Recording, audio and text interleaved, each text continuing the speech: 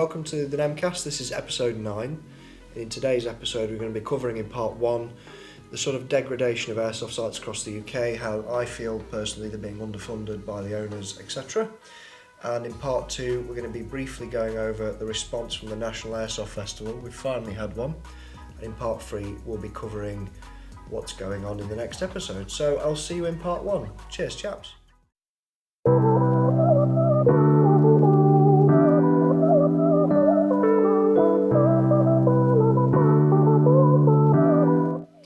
Hey guys, welcome to part 1, and in this part we're going to be discussing how I feel airsoft sites are being almost a little bit underserviced by the site owners, underfunded, etc. But we'll go on about that in a minute. First, I'm joined by Elliot and Harry.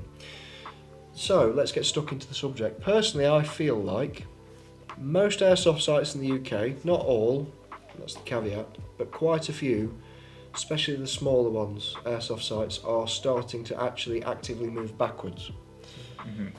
Is this something it's just me that's noticed, or have you guys also noticed it? No, I think recently with us going to quite a few more sites, you've seen places like Skirmish where they've put loads of money into it and it's a phenomenal site, and then you go to more close sites, I don't know if you want to name them yet, but that just, it didn't feel like anything was done from the 2 years ago when I first went there to now. Even Skirmish, didn't have the castle when we were back there. And they're some of the better regarded sites. We've been to Anzio, we can remember it as old, we spoke about this before, some of the buildings are collapsing. Yeah, so it's something my dad said. He's probably heard it from online somewhere, but the way I look at a business, it's a bit like a treadmill. That's always moving. Even if it's at a slow speed, it's always moving. And as a business, you've got to keep moving forward consistently just to stay static. If you stop actively upkeeping things, you're going off the back of the treadmill, you're moving backwards. So if you want to move forward, you've basically got to sprint or keep moving forward slowly. Now, this is something I've noticed a lot of businesses are doing, even places that we highly recommend going to, like Skirmish Airsoft, the other side of Mansfield. They're culprits for it as well. The local site just up the road from us, Matlock Combat Games, or formerly Matlock Combat Games, because it's closed for that very reason. It's now been reopened under a different company called Matlock Instant Action. Highly recommend checking it out, but we'll go over that in a bit. All of them are culprits for it. Now, personally, I've noticed with Skirmish, I think you just mentioned it, they had the castle. Now, when me and Connor, who was on the last podcast, we used to go to Skirmish quite often back in the day. That castle used to have a second floor. Why hasn't it got a second floor anymore? Surely you're making enough money, surely, I'd hope, you're making enough money to buy a few sheets of plywood, a few pieces of timber. You don't need a builder to do it. It's just a battery drill and screws and bolts, and it's not rocket science. And that's exactly it. You're not adding something new every time. It's just upkeep and repair. Yeah, even if it's just cutting the grass. It's basic shit, isn't it? It's basic bitch shit, like the toilet tap's broke, fix the tap, whatever. There's the basic things, just get it maintained. There seems to be an immense lack of general maintenance across the industry as a whole. But this reflects back on the average airsofter. It does. Say, everyone comes, they come every week no matter what. Their standards is they come for a game of airsoft, that's it. Not what's the toilet situation, is it a hole in the wall, do you have to go piss in the bush? Yeah, is the building, have all the buildings fallen down and you have to say, oh look, don't climb the buildings because we've not repaired them in 7 years? Yeah, it's. I don't want to sound like we're bitching. This is coming from a place of we want the airsoft sites to survive. They're not going to survive unless they're sorting themselves out, because some of them just plainly aren't. They're just not. And our local, like I said, had to close recently just purely because of that. And it's no shade at the previous owner, who's a lovely chap, but his heart wasn't in it, he said that himself. And I feel like a lot of sites in the UK are either sort of the old guard of airsoft who's had the site for years and years, they've lost their interest in spending more money in the upkeep, and they've almost taken a step back and just letting it fizzle out. And it's starting to show to every site we've been to, every site review we've done, most of the sites we've been to have been good, but I always say there's so much potential. And it's because they've not been maintaining it most of the time. I think it was the site you tend to frequent, but it's a good site, Black Hills Airsoft, didn't have a toilet, That was however long ago. We've not been back since. When you You've saying been back, that haven't you? some work's happened, Some work has been happening. They are planning on getting the track done after the video.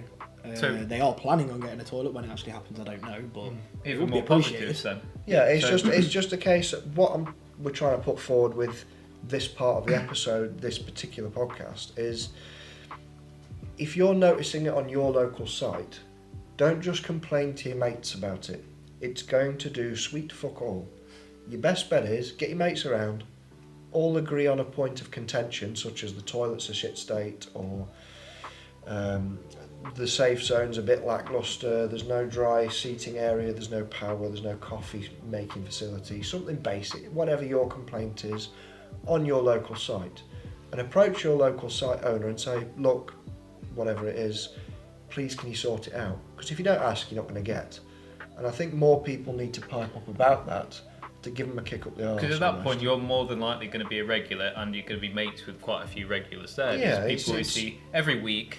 So that at that point, you can say to the owner, say, would you like a hand? Would you like... It's like we said before, hands marshalling, but even for a build day, if it's them that are just there every day, it's a lot to keep on top of. Yeah, If you've got a couple of handy people around you, it makes light work. Yes, it's definitely, and you might find when you approach the site owner or whatever the situation is, they might say, oh, we're underfunded, I've not got enough time to maintain the site. And like Harry said, speak to your mates and organise a build day and say, look, we don't want any money, we don't want a free game or anything like that, just get stuck in, give them a hand. Because sometimes that's all people need, is just a hand. So that's my 2 cents on it. What have you noticed? Go on. It's as I've gone further afield and as I've gone to more populated areas closer to bigger cities, it seems like the sites get better. When I've gone to As it will. well, the quality of the There'll site, be more- should I there'll say, be not more just the people. site itself. I have a strange suspicion that all sites will have an amount of regulars. But the cities, or the sites nearer to cities, town centres, sort of population areas, will have a more, how to describe it, it's got a larger turnover base of randomers because there's more people in the area. Whilst the more rural sites probably don't have that higher turnover of people, But you they will tend to rely more heavily on their regulars. And they're the sites that are starting to drop off. And if these sites do it well, they can have regulars from far afield. We've had people travel from all sorts to Matlock over the years, but Yeah, then but it tends to turn into your 5 mile radius. Oh, this is my local site because I don't really want to travel too far. It just slips into that rut where it's just the same people over and over.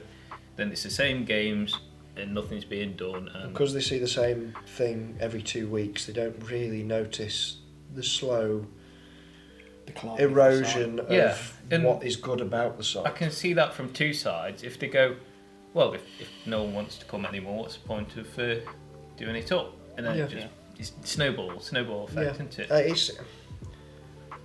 I don't want to delve into it too deeply, but our group, Nemtac as a group, so all the lads that sort of hang around with us, etc. And it's not a close-knit group, we just sort of, we accept anyone into the group, and it's just a large bunch of people who will go places and we'll organise a day, etc.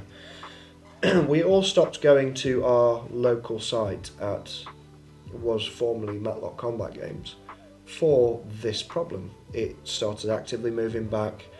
The coffee facilities stopped working, so on a cold day you couldn't get a coffee to warm your hands up and have a nice drink. Simple things. But we've all been going that long to remember back in its heyday. There was and hot food every day. All the structures were actual structures. And I mean the food thing's going to be one thing because of COVID. We can accept cooked meals are going to be more difficult for whatever reason. I can accept that. But when things start moving backwards, like the MCG in particular, because it was close. It's sort of a personal thing for us because it was the first site I ever played at. And I played there when I was 13. I'm 31 now. So I've been going a while. They used to have a portaloo when Justin ran it, who now runs the jail. Mm-hmm. They used to have a portaloo, coffee facilities, all the fancy things, a little shop. They had the food at lunch times, all the things. By the end of the company's lifespan, and you might find this with your local site, if you do, drop it in the comments, where there's nothing really like that anymore. You can get Monster Energies behind the till, you can get a Snickers bar, whatever, but there's no real facilities for the normal, what you'd expect, like amenities, decent toilets, etc. And that whole thing for us at MCG back in the day, well, I say back in the day, a couple of months back now, just put us off going. We just went, look, we said we'd go to new sites this year. A lot of the lads are spending 25 quid a head going, or 20 quid a head, whatever it might be. At full, just to be clear, I didn't pay because I was a marshal. And they went, we could spend our money better elsewhere. Yeah.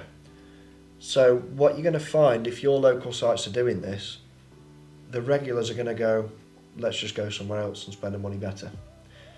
And this is something that was the sharp turnaround, I'd say. Or the regulars, when the regulars start going from a rural site, then there's not much hope. And the problem is, once you've lost your reputation, if you're not playing the social media game particularly well, and you've not got that good word of mouth, you can soon move backwards. Like I said, the treadmill, you're moving backwards because you're not just keeping up with maintenance.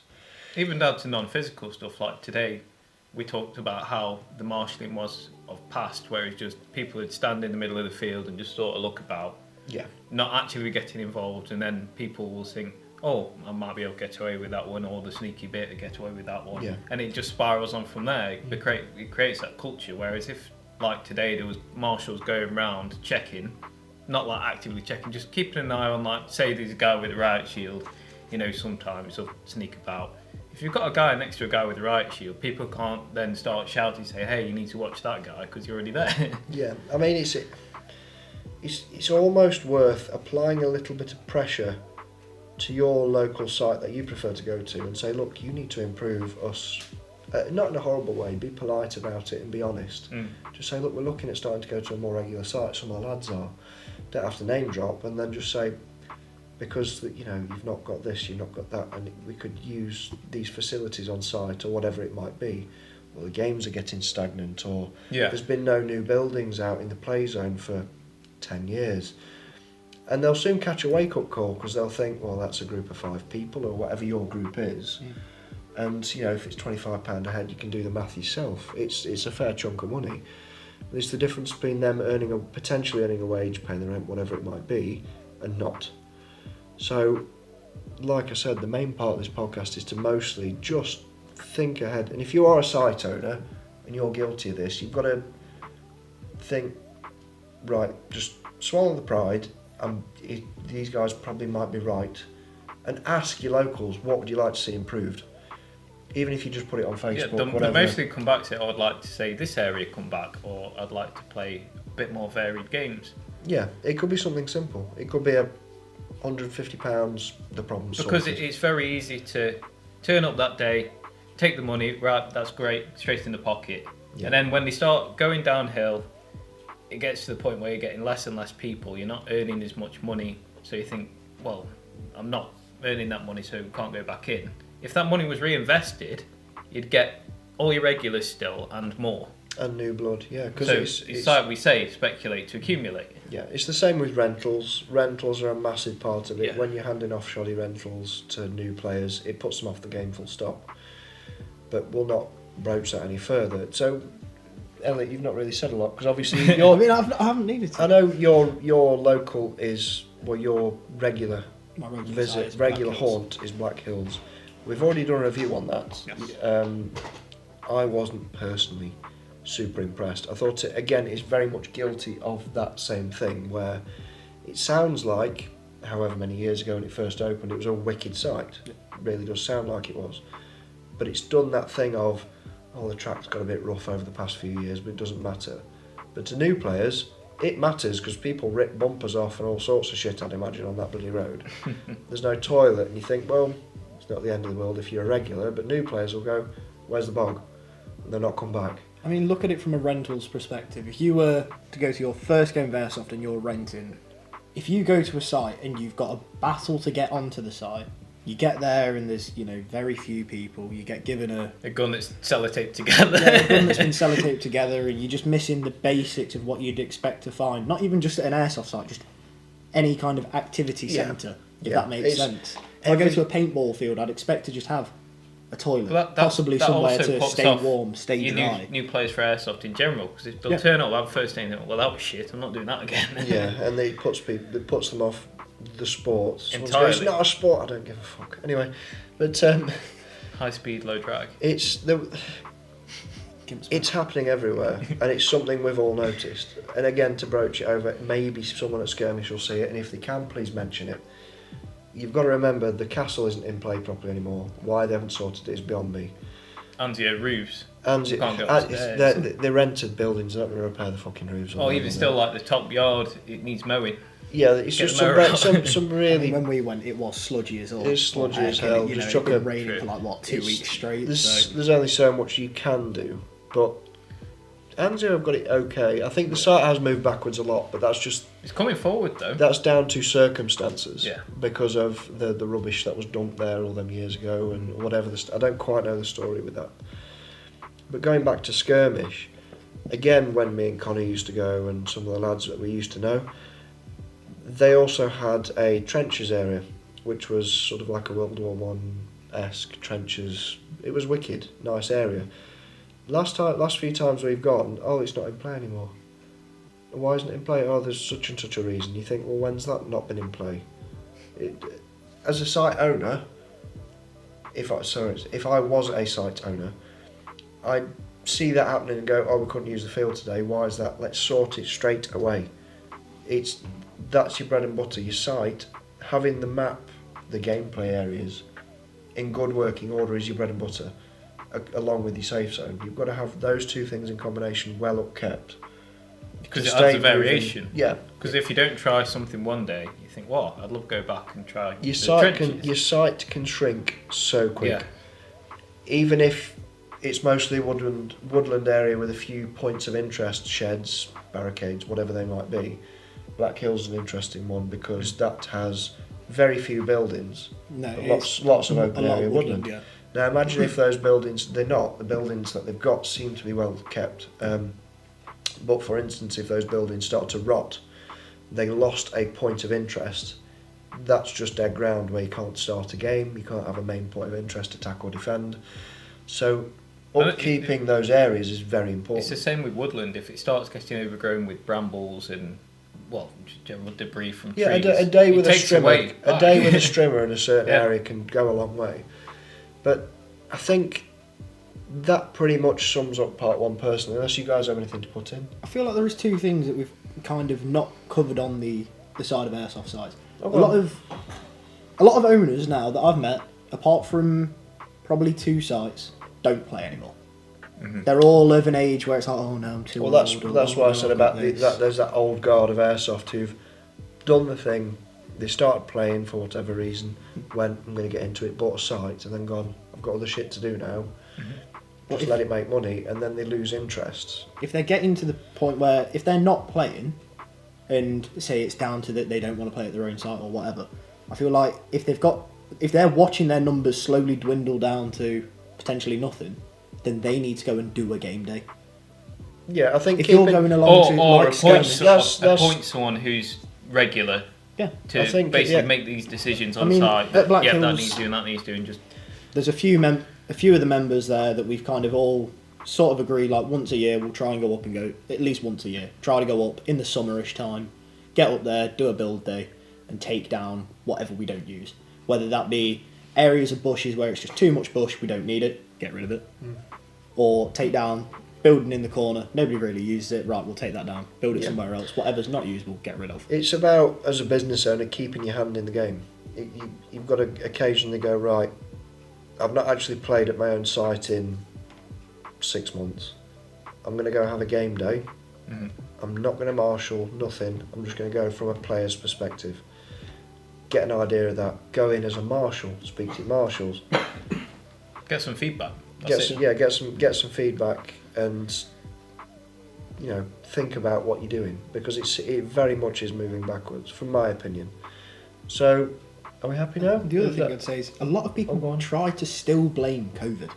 Yeah, it seems to be an I easy went to excuse. a cost- very the cost local of site living. to Yeah, the me. cost of living crisis. We know how much you fucking earn. That's We've the done the naff, maths. The naff thing, the naff thing. Inflation, cost of living. You think Yeah, you're making off. we're all doing the same thing. We'll cover that. We'll cover that in part Yeah. 2. I don't want to turn this into an unhinged rant about naff again. We've covered it enough. I just want to cover the response. So I think let's call part 1 finish, and we'll catch you in part 2. Cheers, chaps. Love you, Black Hills.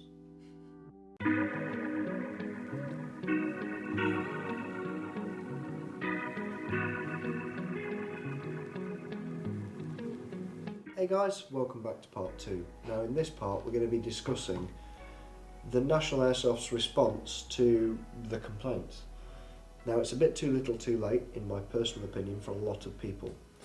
So what we're going to do, we're going to put it up on screen and we're going to go through it a couple of paragraphs at a time and respond, give our sort of thoughts and take on the wall of text that is the response, and then we'll quickly nip through the comment section and have a look what's going on there.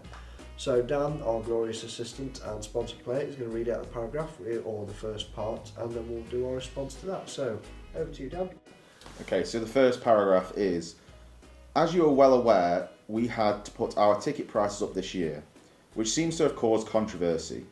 With prices increasing exponentially in every aspect of life, we assumed the reasons behind this rise would be apparent, or at least would become clear after some further thought.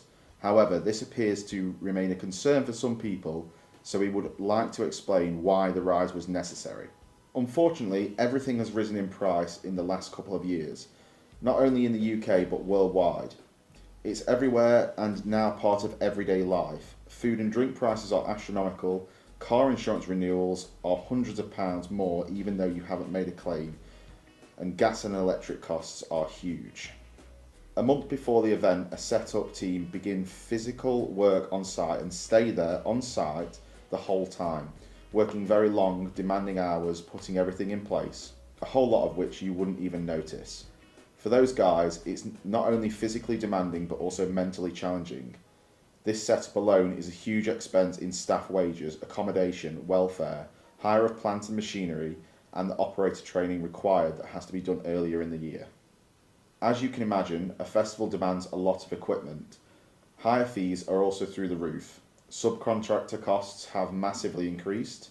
To give but one example, we used to be able to run our power generation on red diesel, costing around 60 pence per litre. However, we have to use white diesel at forecourt prices. That is around triple the price. Multiply this by thousands of litres we use to keep the power on, and things soon add up. I think that, like I've said before, they've missed the point.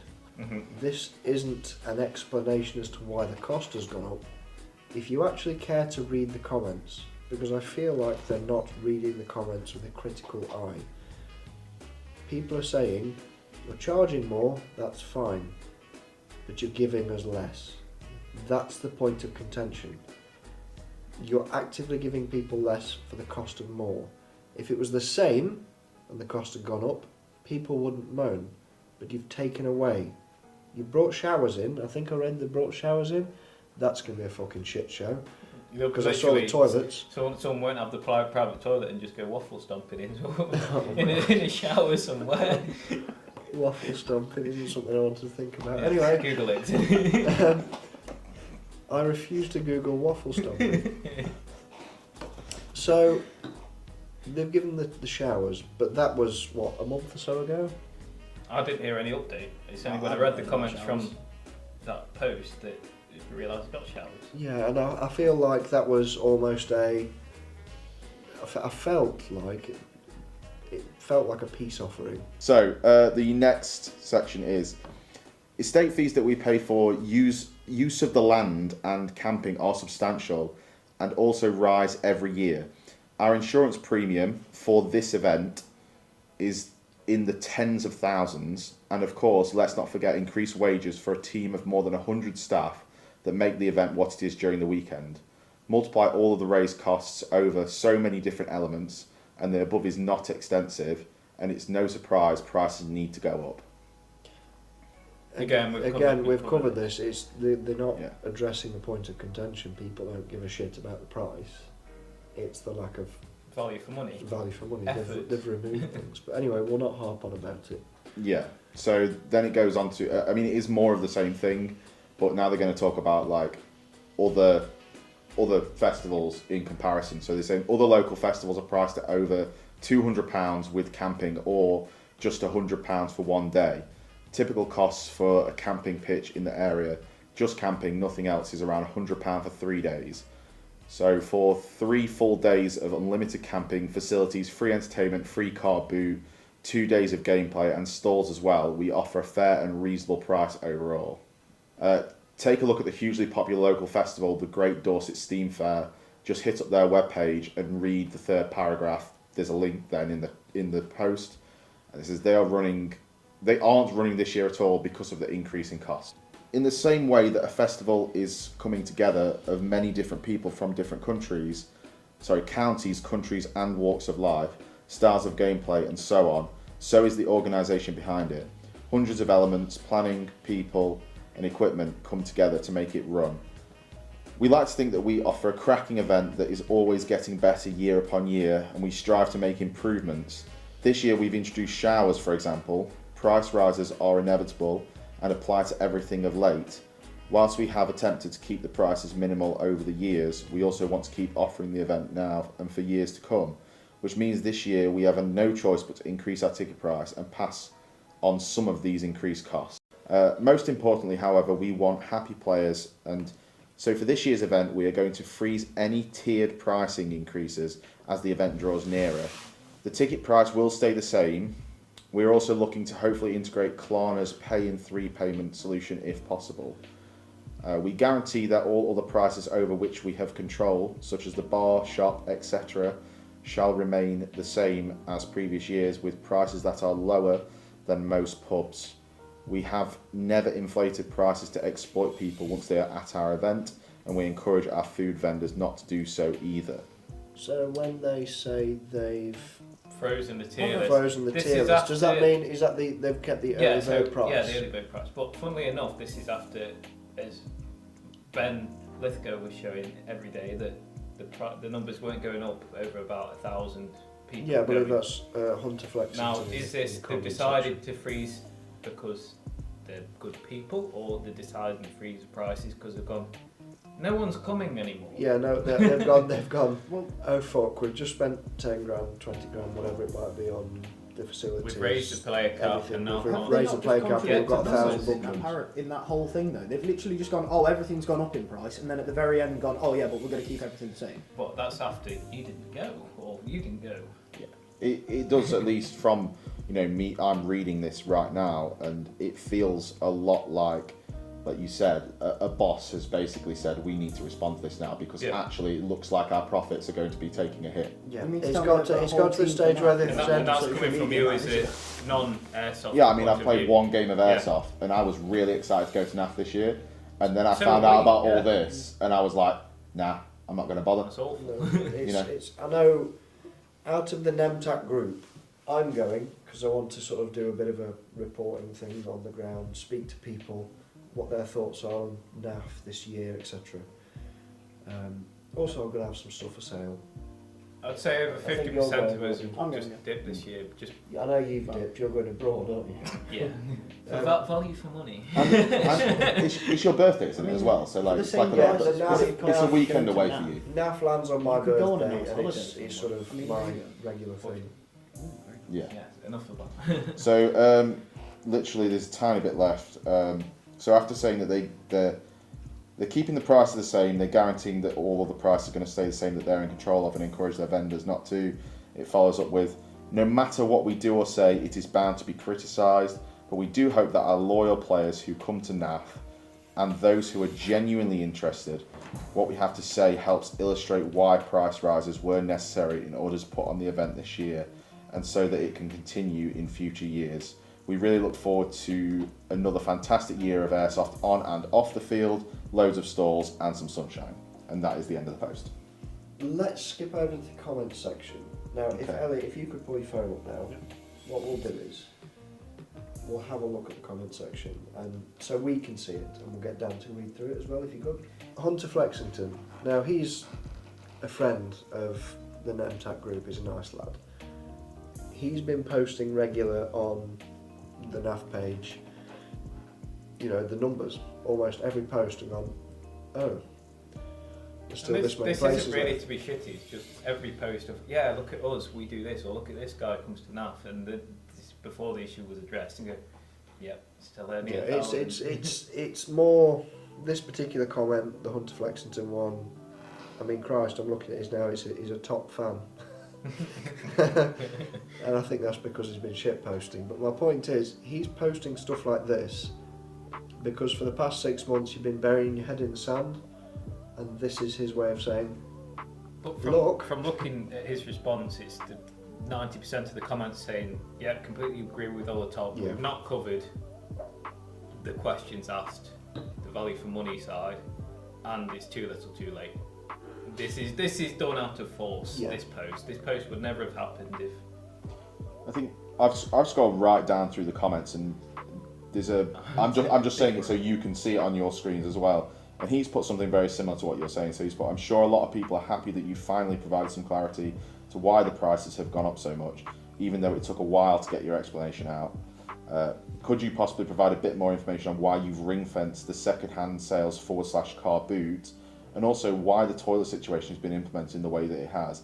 I totally understand the expense of personal toilets in previous years when they have been dropped off to your camping area. However, if you're putting them in blocks now, then surely the cost should reflect that.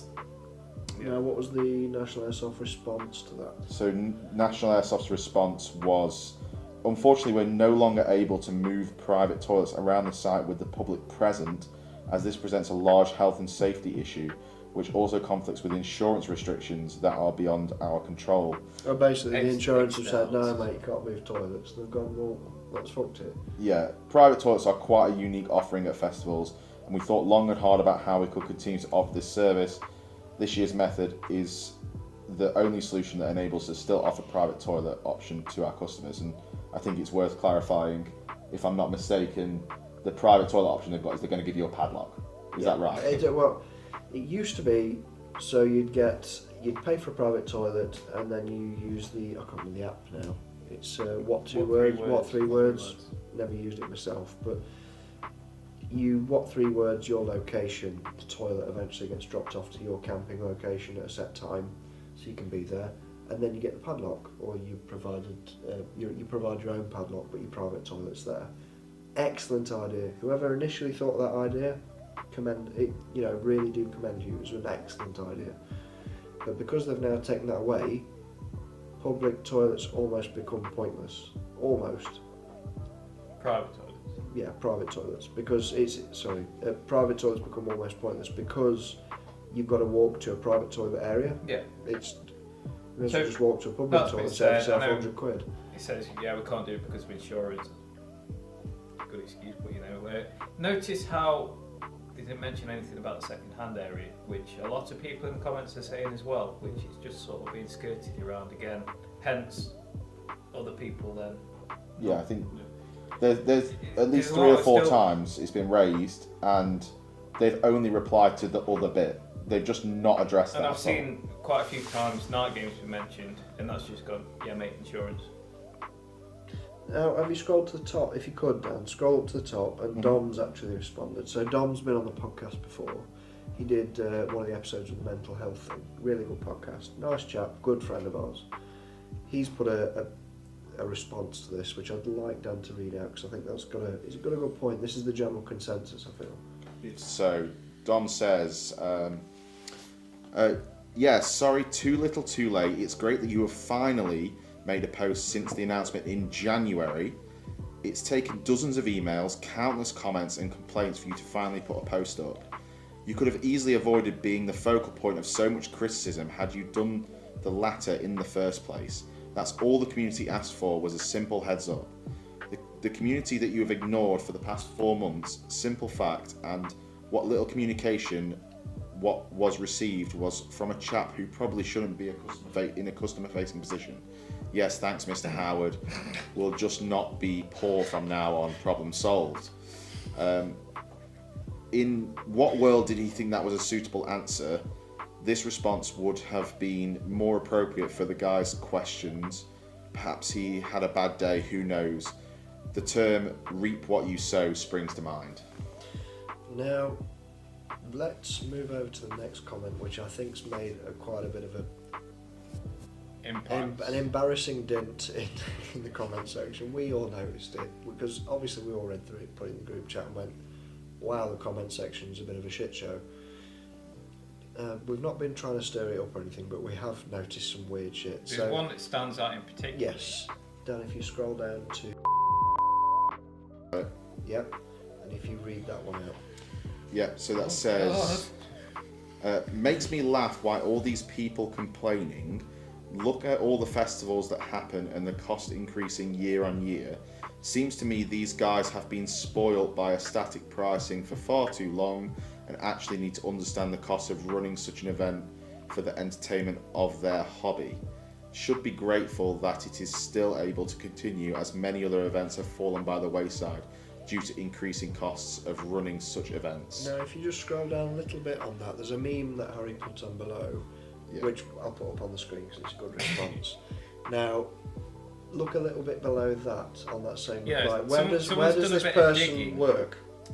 So somebody's gone on to you can click on their profile and obviously their workplace appears, and they work at Ground Zero Airsoft. Wow, that sums it up in entirety. But if you work at Ground Zero and you're going to get stuck into the comment section, highly advised not to. If you're going to comment, at least maybe take your workplace out of your Facebook profile so that you're not being like, I'm defending my boss. Either way, regardless, I hope to see whoever's going there at the National Airsoft Festival. I'll bump into them and I'll happily have a chat with you and get your thoughts and opinions on it. So give us your thoughts and opinions in the comment section below if you could. Don't forget to like and subscribe. I'll see you briefly for part 3. Cheers, chaps.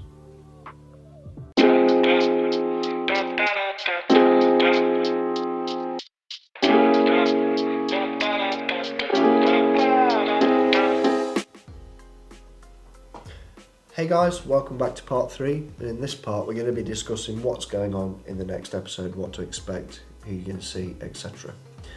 So, going back to part 1 again, we discussed our local site closing, and it's gone from Matlock Combat Games to MIA. I think it's Matlock Instant Action.